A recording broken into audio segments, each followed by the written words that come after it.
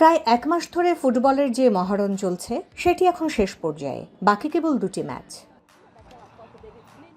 বাংলাদেশ সময় রোববার রাত 1টায় নিউ ইয়র্কের মেটলাইফ স্টেডিয়ামে মুখোমুখি হবেন মেসি আর যাকে 19 বছর আগে তিনি গোসল করিয়েছিলেন সেই ইয়ামাল।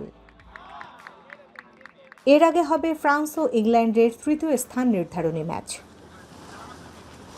তবে ফাইনাল ম্যাচটি যে স্টেডিয়ামে হবে টুর্নামেন্টের 16টি ভেন্যুর মধ্যে সেই মাঠ নিয়েই সবচেয়ে বেশি সমালোচনা চলছে। এই মাঠে খেলার অভিজ্ঞতা ভালো হয়নি ব্রাজিল, ফ্রান্স সহ বিভিন্ন দেশের খেলোয়াড়দের। এটিকে আদৌ খেলার মাঠ বলা যায় কিনা তা নিয়ে সন্দেহ রয়েছে ফ্রান্সের মিডফিল্ডার আদ্রিয়া হাবিওর। তার ভাষায় এই মাঠ অনেকটা কৃত্রিম পিচের মতো, বেশ শক্ত। গরম আবহাওয়ারও একটা প্রভাব রয়েছে। দেশ জুড়ে যে কোনো কেনাকাটায় 10,000 টাকার বেশি অফার, তাই পেমেন্ট মানেই বিকাশ। ফ্রান্সের কোচ দিদিয়ে দেশও বলেছেন, ঘাসের নিচে হয়তো সিমেন্ট রয়েছে, ঘাসগুলোও আকারে খুব ছোট। উদ্বেগ বাড়িয়েছে নিউ ইয়র্ক সিটির বায়ু দূষণও। কানাডা থেকে ভেসে আসা দাবানলের ধোঁয়ার কারণে বৃহস্পতিবার নিউ ইয়র্ক সিটিতে বায়ুমান সতর্কতা জারি করা হয়। যদিও ফাইনালের আগের দিন বৃষ্টির সম্ভাবনা দেখছেন আবহাওয়াবিদরা। যে 16টি ভেন্যুতে বিশ্বকাপের ম্যাচ হয়েছে এর মধ্যে কেবল 4টি স্টেডিয়ামকে ফুটবলের জন্য তৈরি করা হয়েছে, যার একটিও যুক্তরাষ্ট্রে নয়।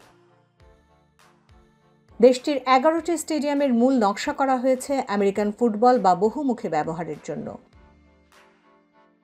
আর সবসময় প্রাকৃতিক ঘাস থাকে মাত্র 8টি স্টেডিয়ামে, বাকি 8টিতে ফিফার শর্ত পূরণ করতে কৃত্রিম ঘাসের ওপর সাময়িকভাবে প্রাকৃতিক ঘাস বসানো হয়। 2024 সালে যুক্তরাষ্ট্র যখন কোপা আমেরিকার আয়োজন করে তখন মাঠের মান নিয়ে খেলোয়াড় ও কোচদের একাধিক অভিযোগ এসেছিল। ফিফা ক্লাব বিশ্বকাপের সময়ও একই চিত্র দেখা গেছে। তবে সমালোচনা আগের তুলনায় এই আসরে কমই ছিল, আর এই বিষয়ে ফিফার জবাব পাওয়া যায়নি। রোববার মধ্যরাতে ফাইনাল ম্যাচ দেখতে মেটলাইফ স্টেডিয়ামে 82,500 জনের বেশি দর্শক উপস্থিত হতে পারে।